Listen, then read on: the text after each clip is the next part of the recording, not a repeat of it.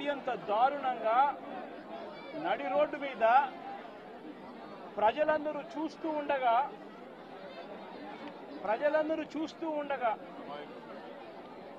అమాయకుడైన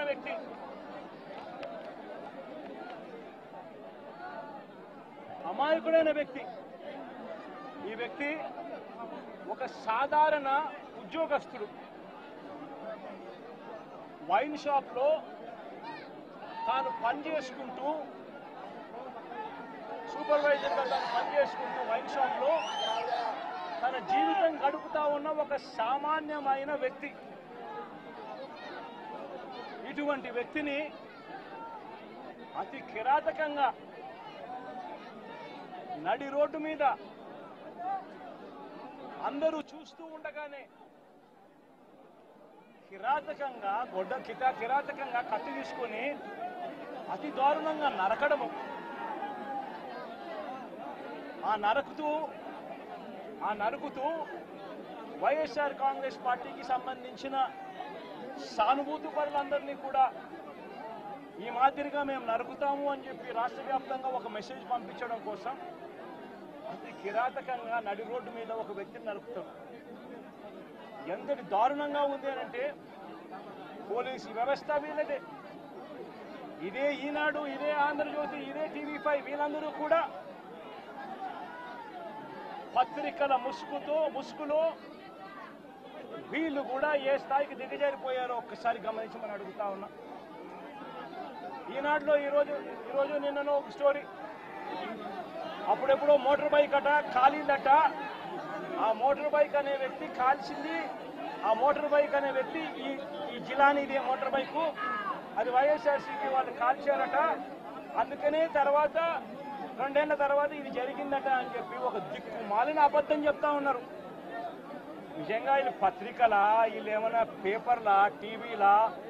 నిజంగా వీళ్ళంతా కూడా సిగ్గుతో తలొంచుకోవాలి వీళ్ళు చేస్తా ఉన్న దుష్ప్రచారాలకు, అబద్ధాలకు. తీరా చూస్తే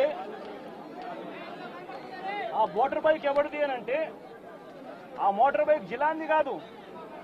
ఆ మోటార్ బైక్ ఆసిఫ్ అనే వైఎస్ఆర్సీపీకి సంబంధించిన వ్యక్తిది. ఆ వైఎస్ఆర్సీపీకి సంబంధించిన వ్యక్తి crime number 10/2024 dated 17/1/2024 Asif YSRCP activist filed a case against TDP ex-chairman Shamim, TDP state secretary Ayub Khan, town TDP president and others who burnt his motorcycle and caused head injury to Asif. Asif motor bike nu వాళ్ళు కాల్చి ఆసిఫ్ను గాయపరిచి ఆ గాయపరిచిన కేసును ఆసిఫ్ 17/1/2024లో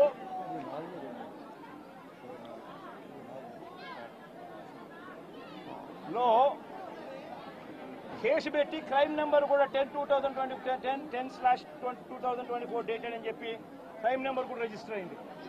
ఆ photo తీసి ఎప్పుడో జరిగిందని చెప్పి చూపించి ఆ కేసు మోటార్ బైక్ కేసు అప్పట్లో పోలీసులు తీసుకోలేదు అని చెప్పి మళ్ళీ పోలీసుల మీద కూడా ఒక తప్పుడు ప్రచారం మళ్ళీ పోలీసుల మీద కూడా వేసి అసలు జరిగిన ఇన్సిడెంట్ ఎప్పుడు అని అంటే ఇది 17/1/2024 జరిగినది. ఎవరి బైక్ నాకు కాలింది అని అంటే ఆసిఫ్ బైక్ కాలింది. ఆసిఫ్ ఎవరు అని అంటే వైఎస్ఆర్సీపీ మనిషి. చేసింది ఎవరు అని అంటే తెలుగుదేశం పార్టీకి సంబంధించిన Telugu Desam X chairman Shamim, Telugu Desam state secretary Ayub Khan. వీళ్ళంతా ఎంత దారుణంగా ఫ్యాక్ట్లను ట్విస్ట్ చేసి ఎస్పీ అనే వ్యక్తి కొత్తగా వస్తాడు. వచ్చిన 3 రోజుల కిందటే ఎస్పీ వస్తాడు. ఎస్పీ వచ్చిన 3వ రోజు హత్య జరుగుతుంది. ఇన్సిడెంట్ జరిగిన గంటలోపే ఎస్పీ బయటకు వచ్చి ఇది ఇద్దరు వ్యక్తిగత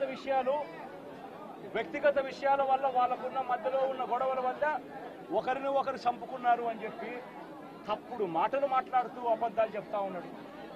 నేను అడుగుతా ఉన్నా, కేసు పెట్టారని అంటా ఉన్నారు, కేసు పెట్టామని అంటా ఉన్నారు. నేను అడుగుతా ఉన్నా, మరి కేసు పెట్టినప్పుడు ఈ కేసులో ఉట్టి ఆ జిలాన్ అనే ఒక వ్యక్తి మీదనే కేసు పెట్టి వదిలేయడం ఏమిటి? ఈ ఫోటో ఏమిటి? ఈ ఫోటో కనపడటం లేదా? సాక్షాత్తు స్థానిక ఎమ్మెల్యే భార్యకు కేక్ తినిపిస్తా ఉన్నాడు ఈ చంపిన వ్యక్తి, జిలాన్ అనే వ్యక్తి. అంటే వీళ్ళ మధ్య సంబంధాలు ఎంత బలంగా ఉన్నాయి అని చెప్పడానికి ఇంతకన్నా నిదర్శనాలు కావాలన్నా? తెలుగుదేశం పార్టీ ఎమ్మెల్యే భార్యకు కేక్ తినిపిస్తా ఉన్నాడు.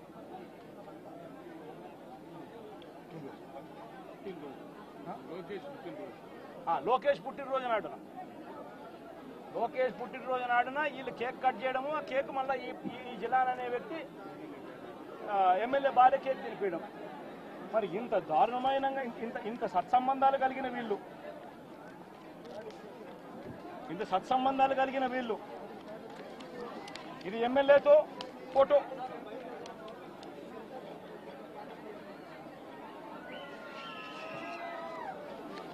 ఈ అయూబ్ ఖాన్ తో ఫోటోలు ఇవన్నీ.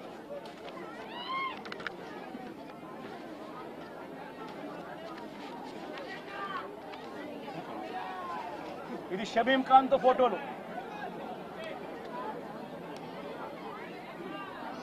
మరి వీళ్ళెవరు కేసులో ఎందుకు లేరు? వీళ్ళందరి మీద కేసు ఎందుకు పెట్టలేదు? ఇంతకన్నా అన్యాయం ఎక్కడైనా ఉంటుందా? ఇంతటితో ఆగిపోవడం లేదు. మిథున్ రెడ్డి విషయం కూడా నిన్న కూడా మీరు అంతా చూశారు మీ కళ్ళతో. సాక్షాత్తు ఒక సిట్టింగ్ ఎంపీ తన నియోజకవర్గంలో తాను తిరగకూడదా? పుంగనూరు అనేది తన నియోజకవర్గం, తన పార్లమెంట్ సెగ్మెంట్ లో ఒక నియోజకవర్గం పుంగనూరు. ఆ పుంగనూరుకు ఎమ్మెల్యే వాళ్ళ నాయన పెద్దిరెడ్డి రామచంద్రారెడ్డి. ఆ నియోజకవర్గంలో తాను రెడ్డెప్పని చిత్తూరుకు సంబంధించిన ఎక్స్ఎంపీ, ఆయన కూడా పుంగనూరులో నివాసుడు. ఆయన ఇంట్లో కూర్చొని ఉంటే ఏకంగా ఇంటిని దిగ్బంధం చేసి, ఇంటి మీద రాళ్లు వేసి, కారును ధ్వంసం చేసి, రెడ్డెప్ప కారును కాల్చేసి, పోలీసుల సమక్షంలోనే ఇవన్నీ జరుగుతూ ఉన్నాయి అనంటే ఇంతకన్నా దారుణంగా లా అండ్ ఆర్డర్ పరిస్థితి, ఇంతకన్నా దారుణంగా దిగజారిపోయిన పరిస్థితి ఎక్కడైనా కనిపిస్తుందా? దొంగ కేసులు పెడతా ఉన్నారు, పోలీసులను ప్రేక్షక పాత్రగా పోషించే కార్యక్రమం చేయిస్తా ఉన్నారు. చివరికి ఏ స్థాయిలోకి లా అండ్ ఆర్డర్ వెళ్ళిపోతా ఉంది అనంటే లా అండ్ ఆర్డర్ గురించి పట్టించుకునే పరిస్థితిలో పోలీసులు ఎవ్వరూ లేరు. లా అండ్ ఆర్డర్ ఏ స్థాయిలోకి వెళ్ళిపోతా ఉందనంటే చివరికి అమ్మాయిల మీద అత్యాచారాలు జరుగుతూ ఉన్నాయి, పోలీసులు ఎవరు పట్టించుకోవడం లేదు. అగత్యాలు జరుగుతూ ఉన్నా కూడా ఎవరు పోలీసులు పట్టించుకోవడం లేదు. పట్టించుకోవాల్సిన అవసరం ఏముంది? చంద్రబాబు నాయుడు పట్టించుకోవద్దని చెప్తా ఉన్నాడు కదా అని చెప్పి వదిలేసిన పరిస్థితులు. నేను అడుగుతా ఉన్నా, ఇదే గతంలో వైఎస్ఆర్సీపీ ప్రభుత్వం ఉన్నప్పుడు ఏ రోజు కూడా తెలుగుదేశం పార్టీ వాళ్ళని చంపండి, తెలుగుదేశం పార్టీ వాళ్ళని కొట్టండి, తెలుగుదేశం లబ్ధిదారులకు మేలు చేయకుండా వదిలేయండి అని ఏ రోజు ఇన్స్ట్రక్షన్స్ ఇవ్వలేదు.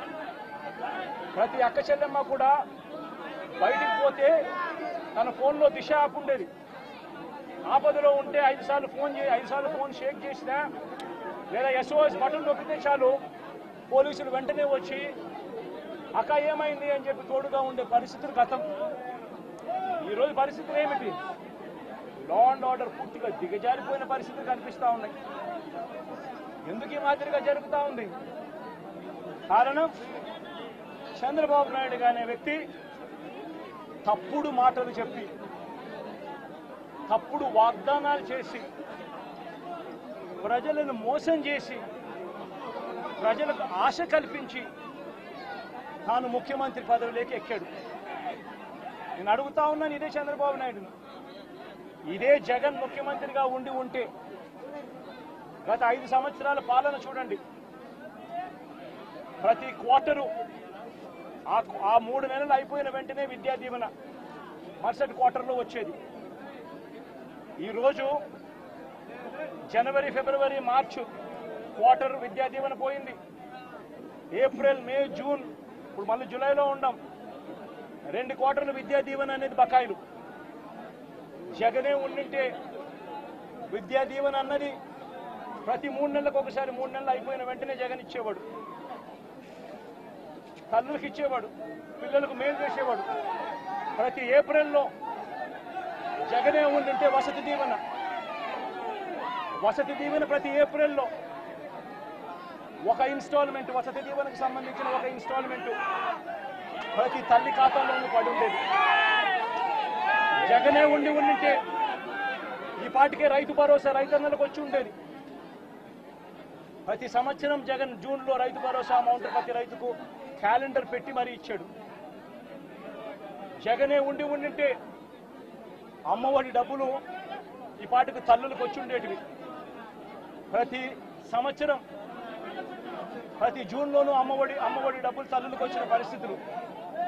జగనే ఉండింటే ప్రతి ఏప్రిల్లో మహిళలకు సంబంధించి, అక్క చెల్లెమ్మలకు సంబంధించిన 0 వడ్డీ డబ్బు ఈ పాటికి వచ్చి ఉండేది.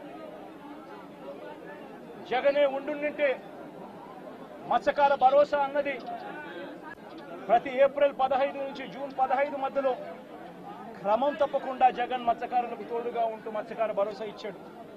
నేను అడుగుతా ఉన్నా, ఈరోజు వైఎస్ఆర్ కాంగ్రెస్ పార్టీ లేకపోవడం, చంద్రబాబు నాయుడు చెప్పిన అబద్ధపు మాటలతో ఈరోజు ప్రతి అక్క చెల్లెమ్మ ఎదురు చూస్తూ ఉంది. ఆ రోజు చంద్రబాబు నాయుడు అన్న మాట, జగన్ అయితే కేవలం 15,000 మాత్రమే ఇస్తాడు పిల్లల్ని బడికి పంపిస్తే, చంద్రబాబు నాయుడు అధికారంలోకి వస్తే 15,000 నీకు, 15,000 నీకు, 15,000 నీకు, 15,000 నీకు, 15,000 నీకు, నలుగురున్నారా మీ ఇంట్లో పిల్లలు 60,000, మళ్ళా ఇంట్లో వాళ్ళ అమ్మను చూపించి నీకు 18,000. ఇవన్నీ మాటలు మాట్లాడి ఈరోజు ప్రతి అక్క అడుగుతా ఉంది, ఎన్నికలప్పుడు నువ్వు చెప్పిన మాట ఏంది? ప్రతి 18 సంవత్సరాలు నిండిన ప్రతి వయసు గల అక్క, 18 నుంచి 59 సంవత్సరాలు గల వయసు గల అక్క చెల్లెమ్మకు ప్రతి నెల 1,500 ఇస్తానన్నావు. ఈరోజు రాష్ట్రంలో ఓటర్ల జాబితా తెలుసు మీకు. 4,12,00,000 మంది ఓటర్లు ఉన్నారు. ఓటర్ల జాబితా అంటే దాని అర్థం ఏమిటి? దాని అర్థం వాళ్ళందరూ కూడా 18 సంవత్సరాలు పైబడిన వయసు పడిన వాళ్ళనే కదా దాని అర్థము.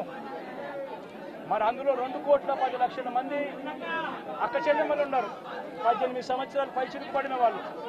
ఆ 2,10,00,000 మంది అక్క చెల్లెమ్మలకు పెన్షన్ తీసుకుంటున్న వాళ్ళు కాస్తో కూస్తో కొంచెం పక్కన పెట్టినా కూడా 1,80,00,000 మంది అక్క చెల్లెమ్మలు ఈరోజు మాకు 1,500 ప్రతి నెల ఇస్తానన్నావు, ఏమైంది మా 1,500, మా పరిస్థితి ఏమిటి, నీకు ఓటేషన్ నీ మాటలు నమ్మి అని చెప్పి అడుగుతా ఉన్నారు అక్క చెల్లెమ్మలు. ప్రతి అక్క ప్రతి పిల్లలు అడుగుతా. జగన్మామ ఉన్నప్పుడు క్రమం తప్పకుండా జగన్మామ 15,000 మా అమ్మకి ఇచ్చేవాడు అమ్మఒడి కింద. నువ్వు తల్లికి వందనం అన్నావు, మా ఇంట్లో 4 పిల్లలు ఉన్నారు, 60,000 మా ఇంటికి ఇస్తానన్నావు, ఎప్పుడు ఇస్తావు, ఎందుకు ఇవ్వడం లేదు అని చెప్పి అడుగుతా ఉన్నారు. పిల్లలు అడుగుతా ఉన్నారు, తల్లులు అడుగుతా ఉన్నారు.